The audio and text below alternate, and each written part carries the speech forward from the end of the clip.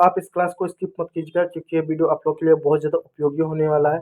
यहाँ पर कक्षा 10वीं जो 2025 बोर्ड परीक्षा होने वाला उसके लिए कुछ इंपॉर्टेंट प्रश्न आए हैं जो बहुत ज़्यादा इंपॉर्टेंट है। आपको लगेगा कैसे मान लें जो भी आते हैं कहते हैं प्रश्न बहुत ज़्यादा इंपॉर्टेंट है। देख सकते हैं ये प्रश्न कितना ज़्यादा इंपॉर्टेंट है, हर साल पूछा गया है, कुछ लॉन्ग प्रश्न है। फिर देख सकते हैं इधर भी आपके एक प्रश्न इधर दिया है जो कितना ज़्यादा इंपॉर्टेंट है, आप देख सकते हैं। और भी इधर जो है आपके प्रश्न हैं जो बहुत ज़्यादा इंपॉर्टेंट है, इसलिए मैं कहूँगा कि अंतिम दिन की तैयारी के लिए आप इन प्रश्नों को जो है आप तैयार कर कीजिएगा ताकि आपके जो बोर्ड पेपर में अच्छे अंक आए। तो वीडियो 5 मिनट का ही होने वाला, उससे ज़्यादा नहीं होगा और इन 5 मिनट में हम इन प्रश्नों को देखेंगे। प्रश्न है राष्ट्रवाद से आप क्या राष्ट्रवाद से क्या तात्पर्य है, यानी राष्ट्रवाद क्या होता है परिभाषा पूछ रहा है। और यूरोप में राष्ट्रवाद उदय होने में कौन सी परिस्थितियां सहायक थी।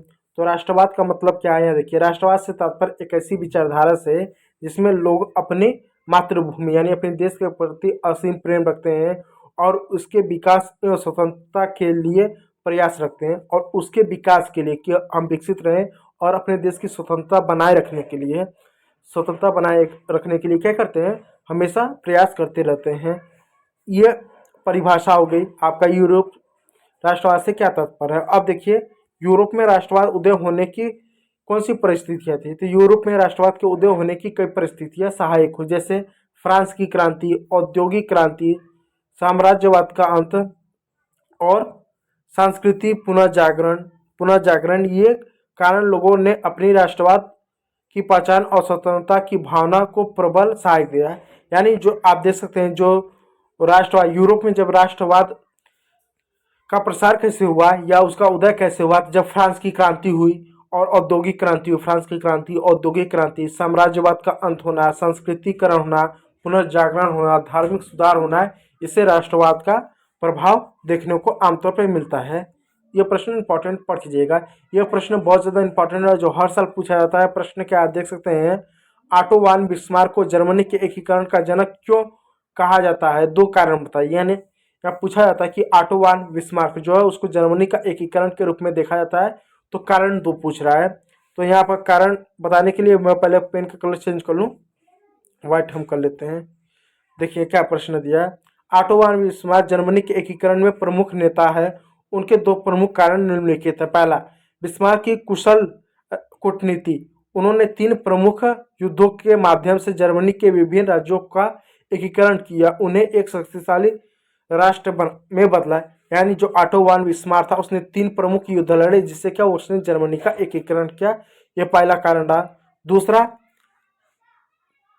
जो कारण रहा वो क्या रहा, देख सकते हैं आंतरिक राजनीतिक स्थिरता, यानी आंतरिक रूप से देश के अंदर जो आंतरिक जो सुरक्षा रही, जो स्थिरता रही उसको मजबूत किया। यानी बिस्मार्क ने जर्मनी के आंतरिक रूप से स्थिर और संगठित किया जिससे वह मजबूत राष्ट्र के रूप में उभरा है। यही कारण है कि बिस्मार्क को जर्मनी का एकीकरण का जनक कहा जाता है। यानी जर्मनी ने 3 युद्धों के माध्यम से पाया तो सभी क्षेत्रों को एक किया, फिर उसके अंदर एक बेहतर कुशल प्रशासनिक व्यवस्था का विकास किया जिससे क्या हो सके, जर्मनी का एकीकरण हो सके।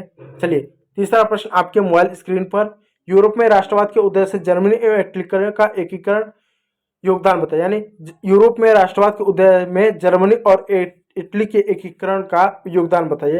यानी जब यूरोप में राष्ट्रवाद का उदय हुआ तो इससे जर्मनी और इटली का एकीकरण का योगदान बताइए। तो देखिए ये भी प्रश्न बहुत ज़्यादा इंपॉर्टेंट है। प्रश्न क्या है, यूरोप में राष्ट्रवाद के उदय से जर्मनी और इटली के एकीकरण का बड़ा योगदान रहा है।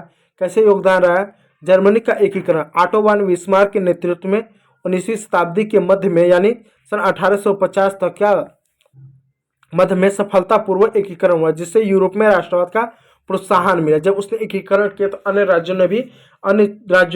देशों ने भी अपने यहाँ एकीकरण को बढ़ावा दिया। ठीक है, तो और देख सकते हैं यहाँ पर इटली के बारे में, इटली का एकीकरण इसी प्रकार इटली के एकीकरण ने भी राष्ट्रवादी भावनाओं को बढ़ावा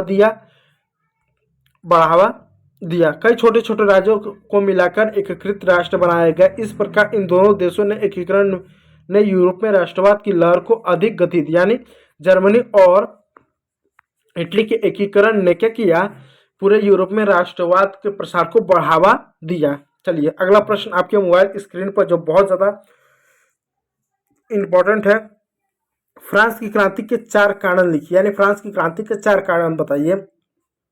फ्रांस की क्रांति के प्रमुख 4 कारण निम्नलिखित है। पहला, कर यानी टैक्स, भूमि, 3 संपदा प्रणाली। कम शब्दों में कर और भूमि और 3 संपदा प्रणाली प्रमुख कारण है। जैसे कि टैक्स देना, फ्रांस में 3 संपदा प्रणाली थी, जिसमें प्रथम और द्वितीय संपदा को कर नहीं देना पड़ता था, यानी प्रथम स्टेट और सेकेंड स्टेट को टैक्स नहीं देना पड़ता था, जबकि तृतीय संपदा यानी तृतीय स्टेट के लोगों को कर देना पड़ता था, जो क्रांति का एक बड़ा कारण था।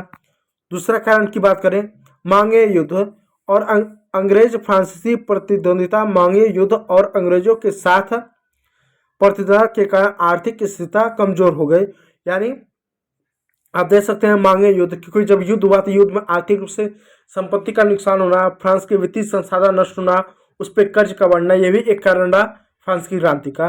अगला तीसरा कारण औद्योगिक और उपभोक्तावाद।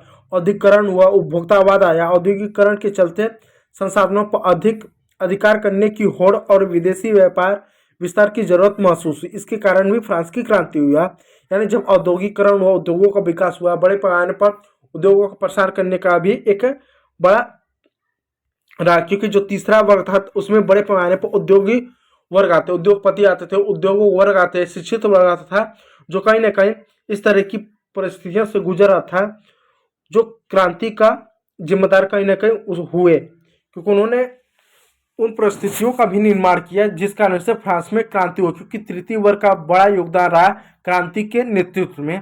तो वो इस वजह से उन्होंने क्रांति कहीं ना कहीं नेतृत्व किया, औद्योगिकरण की वजह से, उपभोक्तावाद की वजह से। चलिए अगला प्रश्न, असमानता। सामाजिक असमानताओं में क्रांति, जमीन तैयार करना, कृषि जिससे तृतीय वर्ग के लोग को शोषित रहना, और जो इस तरह से असमानता हो समाज में होना, बेकारी लेना, अन्य चीजें भी क्या फ्रांस में क्रांति के ये कारण रहे। तो मोटे मोटा फ्रांस की क्रांति के 4 कारण पूछे थे, जिस 4 कारणों को हमने लिखा था। तो वीडियो अच्छा लगा तो लाइक कीजिएगा, चैनल को सब्सक्राइब कीजिएगा, और पीडीएफ पाने के लिए आप जो है ओमकार मौर्य एकेडमी के साथ जुड़ सकते हैं, जहाँ पर आपको फ्री ऑफ कॉस्ट में पीडीएफ मिल जाएगा, जिससे आप बेहतर तैयारी कर सकते हैं। वीडियो देखने के लिए बहुत बहुत धन्यवाद।